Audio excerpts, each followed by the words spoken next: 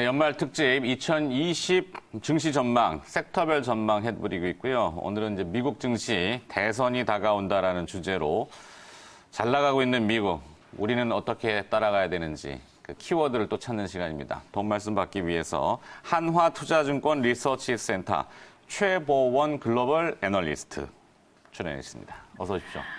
네, 반갑습니다. 글로벌 애널리스트 이렇게 돼 있네요. 해외 주식 애널리스트 보통 이렇게 부르시죠. 네, 타이틀이 좀 길어요. 네. 궁금해서 여쭤보는데 미국 대선, 미국도 대선 테마 이런 게 있을까요? 아무래도 이제 정책적으로 상이한 입장들을 계속 제시를 하고 있는 만큼 팔로우는 계속 좀 필요할 것으로 보여집니다. 그렇죠. 사실 정책이나 색깔, 예를 들어 트럼프 대통령의 색깔은 굉장히 비즈니스맨이지만 강경한 맞습니다. 캐릭터가 좀 있고, 네, 그런 것들이 있는데, 자, 머리를 마이크를 좀 가린대요. 네네네.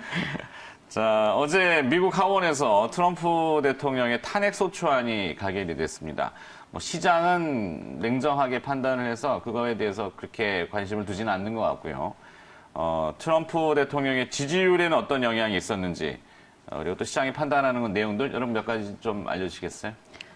네, 미국 같은 경우에는 어제 하원 의원 측에서 탄핵 소추안이 가결이 되었습니다. 하지만 상원 결과가 중요한데요. 상원 결과에서 이제 아무래도 탄핵 가능성이 좀 낮다 보니까 시장은 그렇게 반응하고 있지는 않은 상황입니다.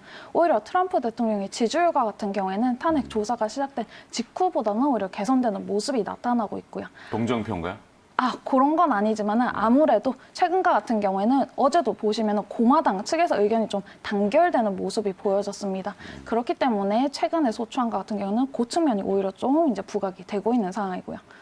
하지만 오히려 지지층의 결집 이렇게 봐야 되겠군요. 맞습니다. 네. 그런 측면에서도 보실 수가 있지만 최근에 민주당 후보들이 계속 언급이 되고 있는데요. 바로 그 이유가 앞에서 보시는 이 그래프 때문이라고 보실 수가 있겠습니다. 역대 대통령들과 지금 현재 트럼프 대통령의 지지율을 좀 비교한 그래프인데요. 트럼프 대통령과 같은 경우에는 이제 재선이 약 11개월 남은 시점에서 다른 역대 대통령들보다 지지율이 좀 상대적으로 낮은 상황입니다. 네.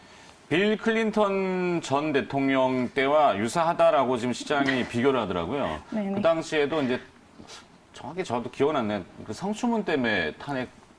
네, 그게 한 번 또 되기도 했고 역대 이제 세 번째라고 보시면 되는데 그 앞에 두 분과 같은 경우에도 사원 측에서 이제 통과가 되지 않은 만큼 또 이번에도 공화당 측이 과반수 이상을 차지를 하고 있는 만큼 아무래도 가능성 자체는 좀 낮은 상황입니다. 그렇죠. 그때도 빌 클린턴 그 탄핵 소추안이 하원은 통과했는데 상원에서 막히는 바람에 결국엔 맞아요. 무산됐고 네네. 그 이후에 주가는 오히려 1년 동안 한 40%가 올랐다고 보도는 나왔어요.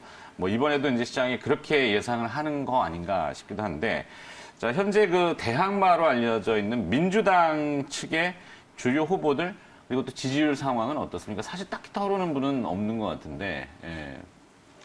없다고 생각하실 수 있는데 민주당 후보들은 최근에 18명까지도 이제 확대가 되어 있는 상황입니다. 18분이요? 맞습니다. 네, 하지만 이제 네네네 상위권에는 거의 좀 주요 후보들을 좀 보실 수가 있는데요. 대표적으로는 바이든 후보 그리고 이제 또 최근에 좀 들어보셨겠지만 샌더스 후보가 있고요. 버니 샌더스. 예. 맞습니다. 그리고 이제 워렌 그리고 최근에는 부티지지까지도 좀 보실 수가 있습니다. 그리고 최근에 추가가 된 후보가 이 블룸버그 후보인데요. 이 트럼프를 견제를 하기 위해서 내가 나간다라고 얘기를 하고 있는 만큼 네, 지금 상당한 재력가잖아요. 맞습니다. 이 트럼프보다도 약 18배 자산을 또 보유를 하고 있는 후보인데요. 그런 만큼 이제 선거와 같은 경우에도 상당히 좀 공격적으로 홍보를 하고 있는 상황입니다. 네. 네. 자, 그럼 민주당 후보들의 정책들은 어떻게 가닥이 됩니까? 과거에 오바마 대통령 같은 경우는 그린 정책이라고 녹색 정책. 그린 뉴딜 정책을 네, 그렇죠. 지지를 해왔던. 친환경 맞습니다. 이랬잖아요. 그래서 우리도 덩달아 4대강 파는 바람에 이상해졌고. 그 얘기는 나중에. 네, 훌륭하신 분들이니까. 네, 민주당 주요 후보들 정책들 한번 얘기해 주죠.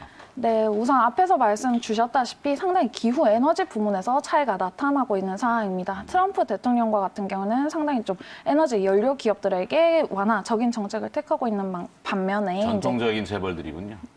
네, 네. 산유국 대표 기업들 텍사스 출신이라서 그러시죠. 텍사스 기업 텍사스를 대표하고 있는 에너지 기업들에게도 상당히 좀 긍정적인 정책들을 계속 좀 제시를 했던 이러한 대통령입니다. 네. 반면에 최근에 민주당 후보들 그 중에서도 앞에서 말씀드린 이런 대표적인 후보들과 같은 경우에는 청정 에너지 부분으로 전환을 해야 된다라고 얘기를 하고 있고요. 앞에서 보실 수 있다시피 헬스케어 부분과 같은 경우에도 상당히 좀 상이한 입장을 또 택하고 있는 지금 저 상황입니다. 정책들은 조 바이든 후보자의 정책이라고 해야 되나요? 조 바이든부터 좀 살펴보시면요. 우선 네. 헬스케어 정책 측면에서도 다른 후보들과는 다르게 기존의 오바마 케어를 좀 개선을 해 나가야 된다라는 측면을 강조를 하고 있고요. 에너지 부분, 공통적으로 청정 에너지 부문으로 전환을 해야 된다 얘기를 하고 있고 바이든과 같은 경우에는 또 전기, 자동차 부문을 좀 보실 수가 있는데요. 네. 관련 시스템과 이제 충전 시스템을 추가적으로 좀 구축을 해야 된다라는 측면을 또 강조하고 있는 후보이기도 합니다. 뭐 인프라도 다른 후보들과 같이 좀 구축을 더 해야 된다라고 얘기를 하고 있기도 하고요. 네. 전체적으로 보면 민주당 후보들이 대부분 친환경을 많이 강조를 하는 것 같은데 이번에는 버니 샌더스의 정책들은 어떻게 있습니까?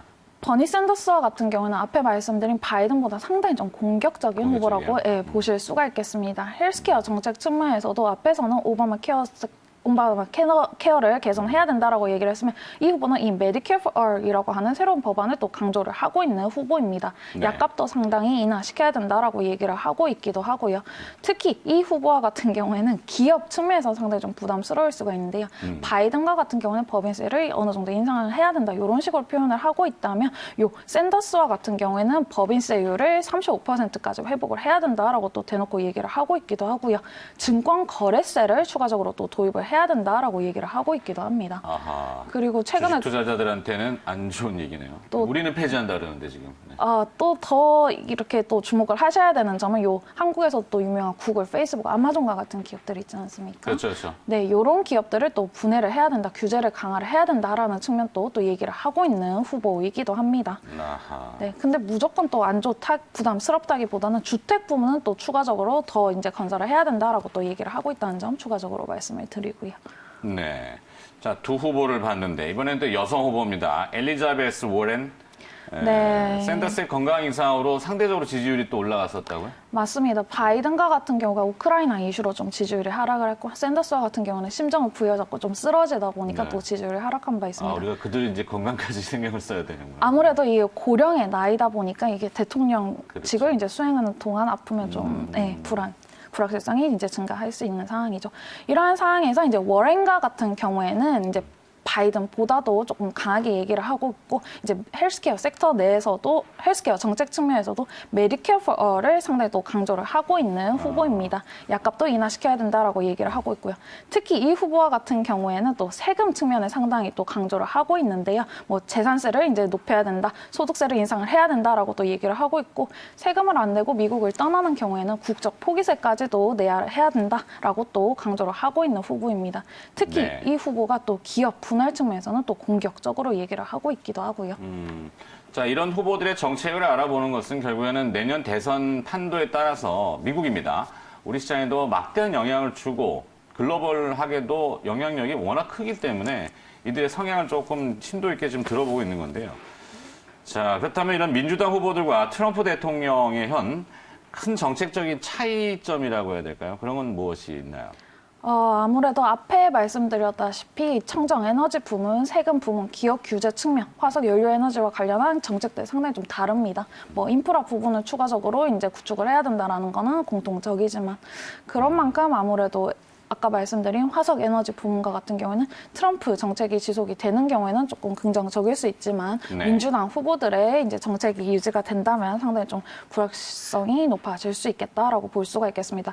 헬스케어 측면에서는 이제 양쪽 다 좀 불안한 상황이기는 하지만 아무래도 민주당 후보들의 정책이 지속이 되는 경우에는 헬스케어 섹터 내에서도 장비, 민간 보험사들과 같은 경우는 부담 좀 높아질 것으로 예상이 되고요. 상대적으로 이제 미국의 전역에서 동일한 헬스케어 서비스를 받을 수 있게 해야 된다라는 측면을 또 부티지지와 같은 후보들은 강조를 하고 있습니다. 그런 만큼 헬스케어 섹터 내에서는 아무래도 장비와 이제 서비스 부분 조금 더 보실 필요가 있겠다 또 말씀을 드릴 수가 있겠고요. 네. 자, 일단 우리가 아이디어를 얻을 수 있는 거는 에너지 정책은 공화당 측은 기존의 화석연료 에너지들 유가가 요즘 그래 안 빠지고 뭐 60불에서 이제 덜려 있기는 한데 그 다음에 이제, 오히려 이쪽 친환경적인 정책을 펴는 것은 민주당 측. 그렇죠? 또 헬스케어도 이제 이쪽은 복지 정책을 많이 강조하다 보니까 사실 헬스케어 복지 정책이라면은, 제약사들한테는 약간 인하, 뭐 이런 것들이 좀 강조될 수 있고. 그것도 그렇고 미국은 약간 헬스케어 시스템 자체도 좀 저희랑 또 다른데요. 네. 아무래도 이제 중간에 민간 보험사 쪽이 영향을 또 크게 받을 것으로 예상이 됩니다. 네. 자, 그렇다면 일단 기존의 트럼프 대통령이 뭐 재선의 가능성이 어느 정도인지 몰라도 자, 또 가보죠. 미국 3대 지수는 올해 초 우리나라와 달리 모두 사상 최고치를 경신했습니다. 내년에도 이 트럼프 대통령이 주가 부양을 계속 유지하고 싶어 하겠죠? 네. 아무래도 뭐 최근에 북한 방문했을 때도 나는 지수를 반등시킨 이러한 대통령이다라는 측면을 강조했던 만큼 좀 다른 후보들보다는 끌고 나가지 않을까 또 생각해 볼 수가 있겠습니다. 그렇죠. 그게 답니까? 아니, 미국 주요 지수들과 같은 3대 지수와 같은 경우에는 앞에서 보실 수 있다. 앞에 나오진 않지만 연초 대비로 모두 20% 이상씩 좀 상승을 한 상황입니다. 그런 만큼 사실은 밸류에이션 부담이 상당히 높아진 거 아니냐 이렇게 또 질문을 주시는 분들이 많으신데요. 네. 최근에 5년 평균 대비로도 밸류에이션 부담은 좀 높은 상황입니다. 하지만 다른 국가들이 상당히 좀 대외 변동성에 흔들리고 있는 가운데 미국과 같은 경우에는 2018년도 이익이 법인세율 인하 효과가 또 반영이 되면서 20% 이상 상승했는데요. 2019년도와 같은 경우에는 순이익이 이제 소폭 감소한 것은 보이지만 조정 EPS 기준으로는 1.1% 증가한 것을 확인을 하실 수가 있습니다. 네. 2020년도에는 근데 이제 약 10%, 뭐 디테일하게 말하면 9.9% 증가할 것으로 예상이 되는 만큼 네. 이 펀더멘털 측면에서는 좀 견제하지 않을까 또 생각할 수가 있고요. 또 보수적인 가이던스가 제시가 되고 있는 상황에서 이렇게 이익 증가율 높게 나타날 것으로 예상이 되는 만큼 이제 펀더멘털적인 측면에서는 좀 긍정적일 수 있다 이렇게 말씀을 드릴 수가 있겠고요. 네. 그러면 자, 이제 정책들을 쭉 양 진영을 다 대충 봤는데, 미국 증시에서 내년엔 이익 증가율이 높을 것으로 예상되는 섹터와 그 이유들, 이게 사실 제일 궁금하고요. 그거와 또 연관지어서 국내 시장도 사실 우리가 또 보긴 하거든요. 일단 미국 먼저 보신다면은. 네, 저는 해외 주식 쪽이니까 정말 그러면 해외 쪽 뭐, 말씀을 뭐. 드리도록 하겠습니다. 네, 미국을 한번 살펴보시면 긱스 기준으로 11개 섹터로 좀 구분이 되는데요. 긱스요? 대표적으로 미국 글로벌 주요 섹터들을 좀 구분을 하는 기준인데 네. 보통 이제 한 11개 기준으로 좀 구분을 할 수가 있습니다. 여기 11개 섹터가 모두 2019년도 대비로 해가지고 이제 증가할 것으로 예상이 되고요. 가장 이익 증가율이 높을 것으로 예상이 되는 섹터는 사실은 에너지 섹터인데 이거는 개별 기업별로도 세부 섹터별로도 한번 살펴보시면은 상당히 좀 기저 효과가 반영이 되어 있다라고 보실 수가 있겠습니다. 그 뒤는 이제 소재, 산업재 섹터들을 좀 보실 수가 있는데요. 이런 섹터들 상당히 좀 불안해 보이지만은 이제 견조한 기업들이 또 많이 존재를 하고 있는 만큼 내년에는 10% 이상의 이익 증가 예상이 되고 있고요. 특히 또 이제 주목하셔서 보셔야 되는 게 시가총액 비중이 높은 이제 IT 섹터와 헬스케어 섹터가 이제 내년에는 약 10%의 이익 증가가 예상이 되고 있는 상황입니다. 네. 이러한 측면 좀 봐주시면 좋으실 것 같습니다. IT와 헬스케어. 헬스케어 그러면은 언뜻 떠오르는 게 이제 이 ROE가 가장 높은 기업이 길리어드 사이언스였던가요? 네. 네, 상당히 또 기업들이 많은 상황인데요. 그죠. 뭐 대표적으로는 뭐 존슨앤존슨, 유나이티드 헬스그룹 이렇게 보실 수가 있고요. 또 사실은 이제 이익 증가율은 2019년도에도 2020년도에도 상당히 좀 견조했습니다. 그리고 네. 2020년도에도 견조할 것으로 예상이 되고 하지만 이제 상대적으로 좀 정책적인 측면 고려를 하셔야 되는 섹터라는 점 좀 추가적으로 말씀을 드릴 수가 있겠고요. 네, 좋습니다. 이게 해외 주식 흥미로운데 하나만 더 내년 만에 환율이 좀 이렇게 하향하는 추세라면은 달러원이 그러면은 환차 손이 좀 발생하지 않아요? 해외 투자할 때? 아무래도 이제 최근에 미국 주요 지수들이 사상 최고치를 갱신하는 시점에서도 아무래도 환율적인 측면 상당히 좀 고려가 되고 있는데요. 그 점은 좀 당연히 보셔야 되는 상황이고 실적 측면에서도 미국 주요 기업들과 같은 경우에는 환율 요인으로 가이던스를 상당히 좀 보수적으로 제시를 하고 있는데 네. 작년 초에도 이제 달러와 같은 경우는 아예 약세로 전환을 할 거다. 달러 인덱스 아예 뭐 80선까지 갈 거다. 이렇게 얘기를 했는데 오히려 최근에 97, 98 계속 좀 유지를 하고 있고요. 네. 또 그런 측면에서 오히려 달러 강세 구간이 장기화되면서 상당히 또 오히려 좀 빠진다면 수출 기업들 같은 경우에 좀 좋지 않을까 이런 측면으로도 또 보실 수가 있으시겠고요. 네. 알겠습니다. 자, 2020 섹터별 전망, 미국 증시 대선이 다가온다. 이런 주제로 미국의 이야기들을 들어봤습니다. 한화투자증권 리서치센터 해외 주식 담당 애널리스트고요. 최보원 연구원이 수고해 주셨습니다. 고맙습니다. 네, 감사합니다.